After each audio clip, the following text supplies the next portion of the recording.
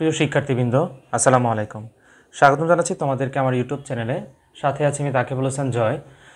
আজকে আমরা আলোচনা করব তোমাদের ষান্মাসিক মূল্যায়ন 2024 সালে ষষ্ঠ শ্রেণী তোমাদের আগামী 10 তারিখে যে পরীক্ষাটি অনুষ্ঠিত হবে গণিত বিষয়ক, সে পরীক্ষার কিছু নমুনা প্রশ্ন নিয়ে।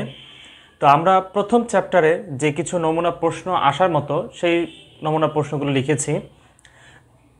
1 নম্বর প্রশ্ন লিখেছি, পুনরাবৃত্তি না করে বৃহত্তম ক্ষুদ্রতম সংখ্যা নির্ণয় করো। তাহলে সেখানে তোমাকে কিছু সংখ্যা দেওয়া থাকতে পারে, যেমন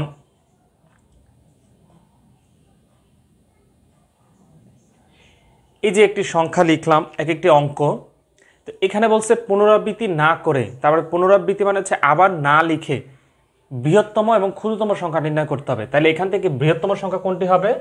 বৃহত্তম সংখ্যাটি হবে 8, 7, 3, 2। তাহলে এটি হচ্ছে এই 4 অঙ্কের বৃহত্তম সংখ্যা। কিভাবে? পুনরাবৃত্তি না করে, মানে আবার পুনরায় না লিখে। এরপরে ক্ষুদ্রতম সংখ্যাটি কি হবে? ক্ষুদ্রতম সংখ্যাটি হবে 2, 3, 7, 8। তাহলে এটি হচ্ছে পুনরাবৃত্তি না করে বৃহত্তম ও ক্ষুদ্রতম সংখ্যা নির্ণয় করো। তাহলে তোমাদের পরীক্ষায় এরকম আসতে পারে যে পুনরাবৃত্তি না করে বৃহত্তম ও ক্ষুদ্রতম সংখ্যা নির্ণয় করো, কিছু সংখ্যা দেওয়া থাকতে পারে, সেখান থেকে এই প্রশ্ন চাইতে পারে। 2 নম্বরে বলেছে, আমরা লিখেছি পুনরাবৃত্তি করে বৃহত্তম ও ক্ষুদ্রতম সংখ্যা নির্ণয় করো। পুনরাবৃত্তি মানে আবার পুনরায় ব্যবহার করে। যেমন এই 2 এবং 3 নম্বরটি একই প্রশ্ন, পুনরাবৃত্তি করে বৃহত্তম ক্ষুদ্রতম সংখ্যা নির্ণয়, আর যে কোনো একটি সংখ্যা 2 বার ব্যবহার করে বৃহত্তম ক্ষুদ্রতম সংখ্যা নির্ণয়। তাহলে এটি হচ্ছে, তাহলে আমরা এখানে যেমন এটা যদি করি যে 3, 8, 7, 8, 2, এখানে যদি পুনরাবৃত্তি বা একটি সংখ্যা 2 বার ব্যবহার করি আমরা, তাহলে বৃহত্তম সংখ্যাটিকে 2 বার করব। তাহলে বৃহত্তম সংখ্যাটি এখানে কত আছে? 8। তাহলে 8কে আমরা 2 বার লিখব, তারপরে হচ্ছে বাকি সংখ্যাগুলো। তাহলে এটি হচ্ছে একটি সংখ্যাকে পুনরাবৃত্তি করলাম। এই 2 এবং 3 নম্বর একই রকম প্রশ্ন। তাহলে একটি সংখ্যাকে পুনরাবৃত্তি মানে 2 বার ব্যবহার করে বৃহত্তম এবং ক্ষুদ্রতম সংখ্যা নির্ণয়। তাহলে এখানে আমরা পেলাম বৃহত্তম সংখ্যা হচ্ছে 8। তাহলে 8টাকে আমরা 2 বার লিখব, তারপরে হচ্ছে 7, 3, 2, মানে ছোট থেকে বড় সাজাবো, বড় থেকে ছোট সাজাবো।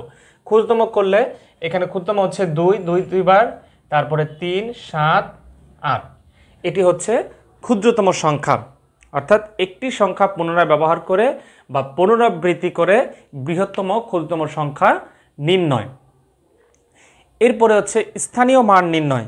স্থানীয় মান, এটা তোমরা সেই ছোটবেলার ক্লাস থেকে করে আসছো। স্থানীয় মান যেমন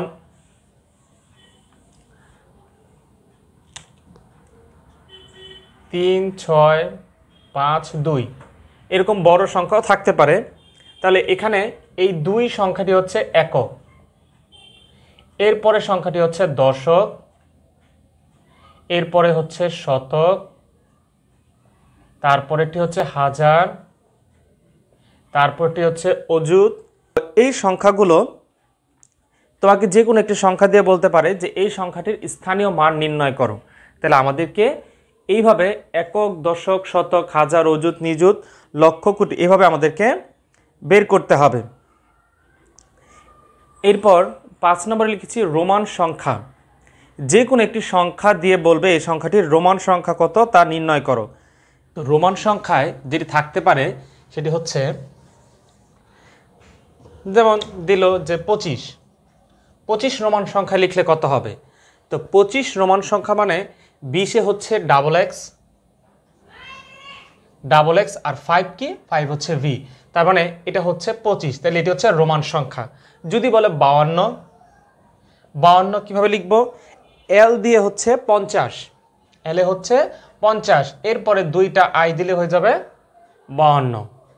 এরপর যদি বলে আমার 100 বলে কি লিখব? সি। হ্যাঁ, এরপরে যদি বলা হয় 525, যদি আমরা 525 লিখি, তাহলে 500 মানে হচ্ছে 500 আমরা ডি দিয়ে প্রকাশ করব 500, আর 25 কিভাবে লিখে? Double x V. তাহলে হচ্ছে ডি ডাবল এক্স ভি, তার মানে হচ্ছে 525। তাহলে এ হচ্ছে তোমাদের প্রথম চ্যাপ্টারে যে প্রশ্নগুলো আসার মতো ইম্পর্টেন্ট কিছু প্রশ্ন, সেইগুলো হচ্ছে পুনরাবৃত্তি না করে পুনরায় বা একটি সংখ্যা দুইবার ব্যবহার করে স্থানীয় মান লিখো এবং রোমান সংখ্যা নির্ণয় করো। তাহলে এটি হচ্ছে তোমাদের এই প্রথম চ্যাপ্টারের ইম্পর্টেন্ট কিছু অঙ্ক। তো আশা করি তোমাদের এই অঙ্কগুলো করলে তোমরা অবশ্যই এই তোমাদের 10 তারিখে ষান্মাসিক মূল্যায়ন পরীক্ষায় তোমরা অবশ্যই এখান থেকে কিছুটা কিছু কমন পাবে। তো আশা করব তোমরা অবশ্যই আমার, যদি উপকৃত হয়ে থাকো তাহলে অবশ্যই আমার চ্যানেলটিকে সাবস্ক্রাইব করবে, পাশে থাকা বেল আইকনটি অন করে পরবর্তী এরকম আরও কিছু নমুনা ভিডিও পাওয়ার জন্য অবশ্যই আমার সঙ্গে থাকবে।